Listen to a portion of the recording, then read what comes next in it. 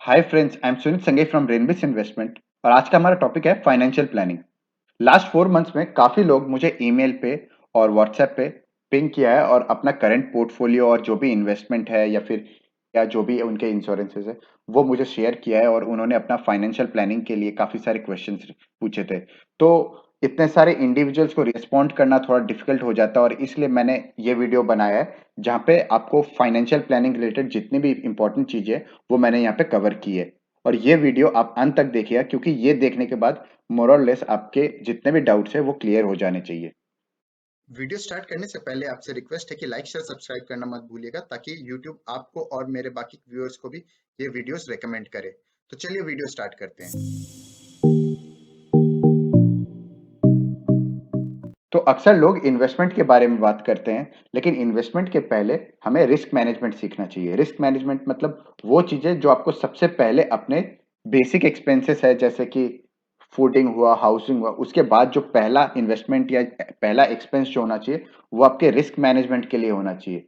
उसके बाद आपको इन्वेस्टमेंट का सोचना चाहिए कि मुझे एलआईसी में इन्वेस्ट करना चाहिए या पीपीएफ में या एफडी में या म्यूचुअल फंड में या डेट फंड में या गोल्ड में या रियल एस्टेट में। वो सारी चीजें बाद में होती है, सबसे पहले रिस्क मैनेजमेंट होता है। तो रिस्क मैनेजमेंट की बात करें तो सबसे पहली चीज होती है हेल्थ इंश्योरेंस।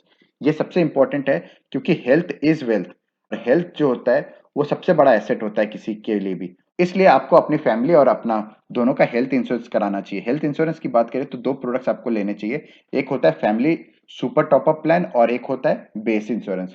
तो सुपर टॉपअप कैसा रहता है कि मान लीजिए कि आपने 5 से 25 लाख का सुपर टॉपअप इंश्योरेंस लिया है, तो पहले 5 लाख का आपको कोई भी क्लेम नहीं मिलेगा और उसके बाद के 25 लाख के लिए आपको वो इंश्योरेंस काम आएगा। तो यूजुअली लोग क्या करते हैं, बेस इंश्योरेंस पहले लेते हैं और उसके बाद सुपर टॉपअप लेते हैं। पर्सनली मैं मानता हूं कि सुपर टॉपअप आदमी को पहले लेना चाहिए अगर उसका बजट कम हो रहा है, और जैसे उस इनकम बढ़ेगा उसे बेस इंश्योरेंस लेना चाहिए। उसका रीजन ये है कि मान लीजिए आपके घर में कोई मेडिकल इमरजेंसी आई जहां पे आपको 25 लाख खर्चा करना पड़े, तो ऐसे केस में आपको हो सकता है कि फाइनेंशियल इशू आ जाए या हो सकता है आपको घर की पूरी एसेट बेच के ट्रीटमेंट कराना पड़े।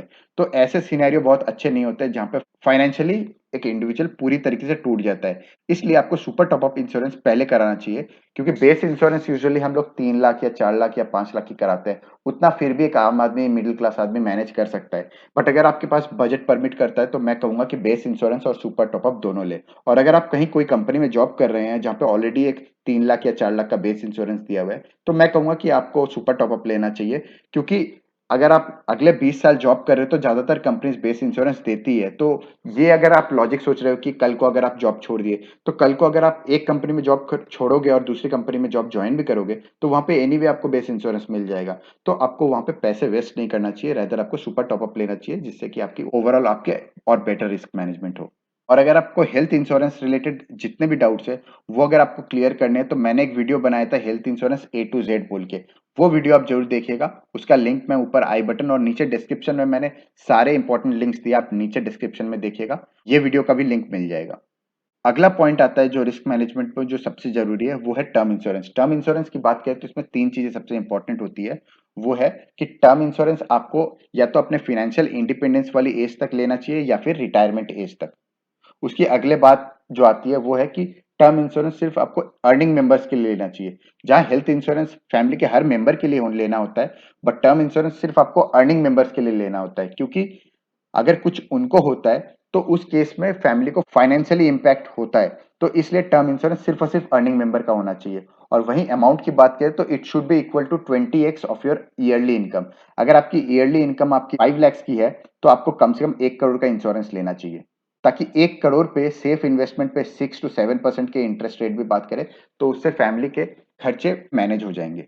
और आपको कौन सा टर्म इंश्योरेंस लेना चाहिए, इस तरह की चीजें को डाउट है तो मैंने वीडियो भी बनाया है term insurance A to Z, जिसका लिंक मैं ऊपर आई बटन में दे दूंगा और डिस्क्रिप्शन में आपको सारे important videos including term insurance का वीडियो मिल जाएगा। अगली पॉइंट की बात करें रिस्क मैनेजमेंट में, तो वो है इमरजेंसी फंड। इमरजेंसी फंड ये है कि घर में कोई भी तरह की इमरजेंसी हो तो उस केस में आपके पास पैसा होना चाहिए और वो बहुत ज्यादा लिक्विड होना चाहिए, यानी कि अगर आपको आज चाहिए तो आज एक्सेसिबल होना चाहिए। और इसलिए आपको वो पैसा लिक्विड फंड और एफडी में रखना चाहिए। यहाँ पे अगर आप 12 मंथ्स का फंड रेडी की हो तो उस केस में 6 मंथ्स का आप शॉर्ट टर्म में भी रख सकते हो। हालाँकि मैं आपको एक कैवेट बता दूँ, तो शॉर्ट टर्म फंड जो है वो आपका पैसा इमीडिएटली रिडीम नहीं होता है, आपको 1 से 2 दिन टाइम लग जाता है प्रोसेस होने में। इसलिए आपको कुछ पैसा तो डेफिनिटली एफडी या लिक्विड फंड जैसे फंड में इन्वेस्ट करना चाहिए। ये 3 चीज़ें अगर आपने कवर कर ली है, तो आपका मोर और लेस रिस्क मैनेजमेंट हो गया। इसके अलावा आपको किसी और प्रोडक्ट की ज़रूरत डेफिनिटली नहीं है। इसके बाद आपको चाहिए सिर्फ़ और सिर्फ़ इन्वेस्टमेंट। अब इन्वेस्टमेंट की बात करें तो इन्वेस्टमेंट में 4 चीज़ें होती हैं। एक होता है इक्विटी यानी स्टॉक्स या शेयर्स, दूसरा होता है डेट फंड।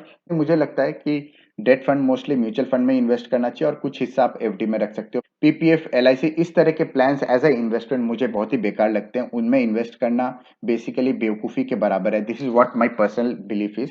इसके अलावा आपको गोल्ड में इन्वेस्ट कर सकते हो। गोल्ड में अलग-अलग तरह के इन्वेस्टमेंट के सोर्स हैं, उसके ऊपर भी मैं आने आने वाले स्लाइड में बात करूँगा। और उसके बाद आता है रियल एस्टेट। तो ये 4 चीज़ें होती हैं इन्वेस्टमेंट के पर्सपेक्टिव से। और इन 4 चीज़ों में अगर आप इन्वेस्ट कर रहे हो तो मोर और लेस यू आर सॉर्टेड, आपको कोई और 5वाँ प्रोडक्ट में फोकस नहीं करने का है। और अगर आप बिटकॉइन की बात करो तो बिटकॉइन पर्सनली मुझे लगता है कि बिटकॉइन एज़ अ कांसेप्ट बहुत अच्छा है, लेकिन कोई भी कंट्री या कोई भी गवर्नमेंट जो है अपने हाथ से पावर जाने नहीं देगी। और हालाँकि गवर्नमेंट अपने खुद के ब्लॉकचेन बेस्ड कुछ क्रिप्टो करेंसी लॉन्च करती है, तो उस केस में देख सकते हैं। बट फिलहाल के लिए मुझे डेफिनेटली क्रिप्टो करेंसी का इन्वेस्टमेंट सेंस कम लगता है। अब इन्वेस्टमेंट में बात करें तो सबसे पहले हम इक्विटी की बात करते हैं। तो इक्विटी में आपको इन्वेस्टमेंट अगर करना है, तो उसमें आपको लार्ज कैप में तभी इन्वेस्ट करना चाहिए जब वो पैसा इन्वेस्ट करना चाहिए जो आप 5+ ईयर्स के लिए इन्वेस्ट कर सकते हो। और वहीं अगर आप स्मॉल एंड मिड कैप की बात करो तो 7 ईयर्स से ज़्यादा का आपका टाइम हॉराइजन है, वही पैसा आपको स्मॉल एंड मिड कैप में रखना चाहिए। हालाँकि स्मॉल एंड मिड कैप में वोलेटिलिटी भी बहुत ज़्यादा होती है, तो आपका उस लेवल का माइंडसेट है, आप अपने पोर्टफोलियो को 30% नेगेटिव में भी देख सकते हो, तो तभी आपको इन्वेस्ट करना चाहिए क्योंकि बहुत ज़्यादा वोलेटिलिटी रहती है शॉर्ट टर्म में। अगला पॉइंट है डेट फंड। तो डेट फंड की अगर हम बात कर रहे हैं तो डेट फंड पे सबसे इंपॉर्टेंट चीज़ होती है एवरेज मैच्योरिटी ऑफ फंड। ये सबसे इंपॉर्टेंट फैक्टर होता है देखने का जब आप डेट फंड में इन्वेस्ट कर रहे हो तो। और डेट फंड के ऊपर मैंने बहुत ही डिटेल लेवल पे वीडियो बनाए हैं, 2 वीडियो है, पार्ट 1 और पार्ट 2।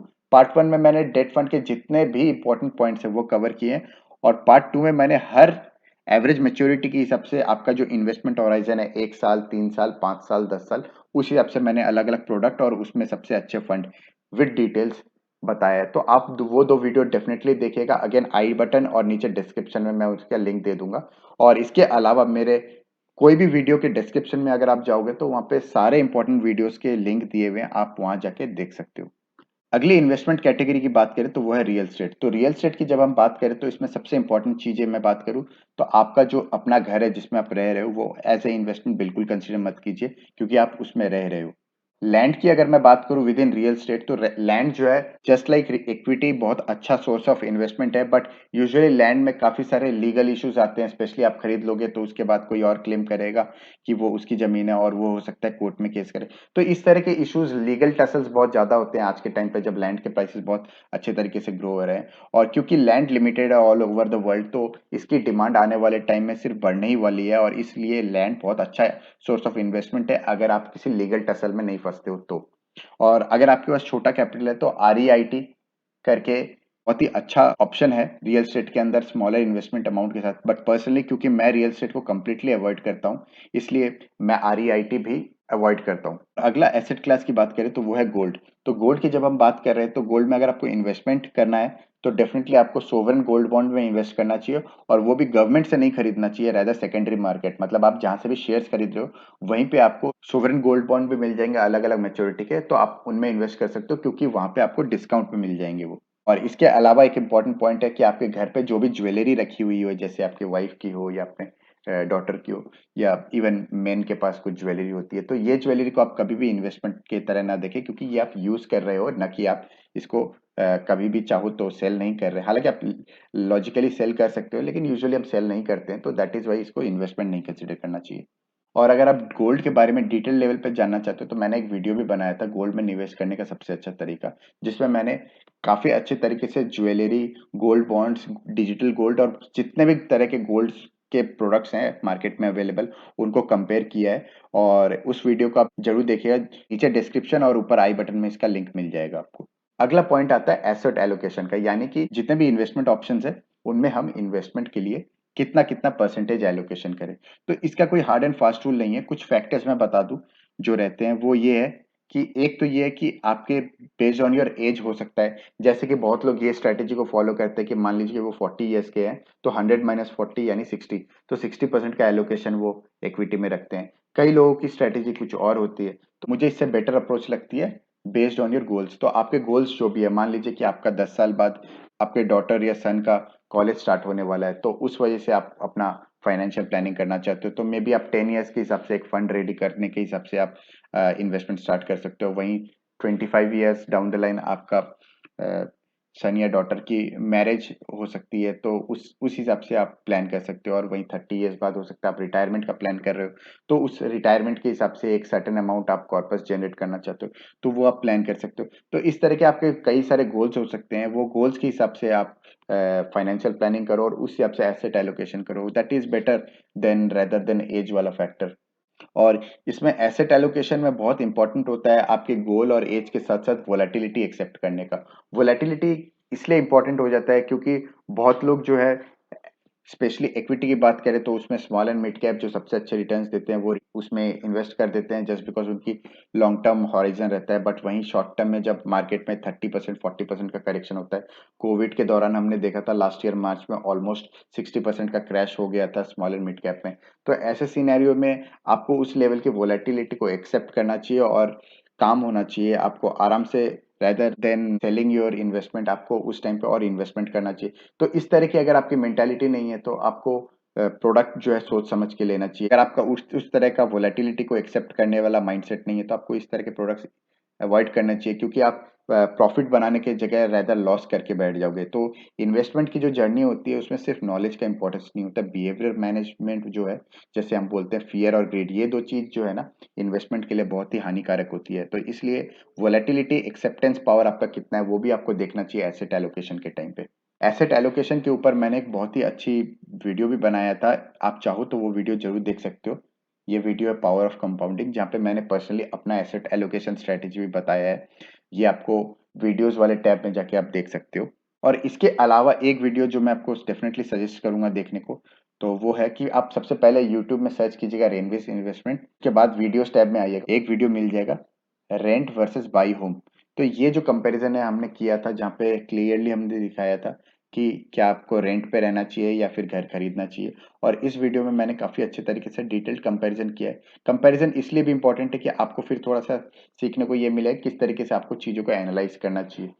और स्टॉक मार्केट और जितने भी इन्वेस्टमेंट रिलेटेड प्रोडक्ट्स हैं उनके बारे में इंपॉर्टेंट पॉइंट्स हम रेगुलरली शेयर करते हैं अपने टेलीग्राम चैनल पे, तो आप सर्च कर सकते हो रेनबिस इन्वेस्टमेंट टेलीग्राम पे और इस चैनल का मेंबर बन सकते हो। फ्री ऑफ कॉस्ट है, कोई चार्जेस नहीं है। और यहाँ पे हम जो भी स्टॉक्स टेक्निकल चार्ट्स के बेसिस पे सस्ते भाव पे अवेलेबल होते हैं एवरी मंथ, वो हम वहाँ पे शेयर करते रहते हैं। और इसके अलावा भी बहुत सारे अपडेट्स वहाँ शेयर करते हैं, तो यूजफुल है रिटेल इन्वेस्टर्स के लिए, तो आप चाहो तो ज्वाइन कर सकते हो। अच्छा, यहाँ पे एक डिस्क्लेमर मैं आपको जरूर दे दूं, तो ये जितनी भी चीजें हमने डिस्कस करी है ये कोई बाई और सेल या प्लानिंग के लिए डायरेक्ट रिकमेंडेशन नहीं है। आप अपना ड्यू डिलीजेंस करके ही अपने डिसीजंस लीजिएगा।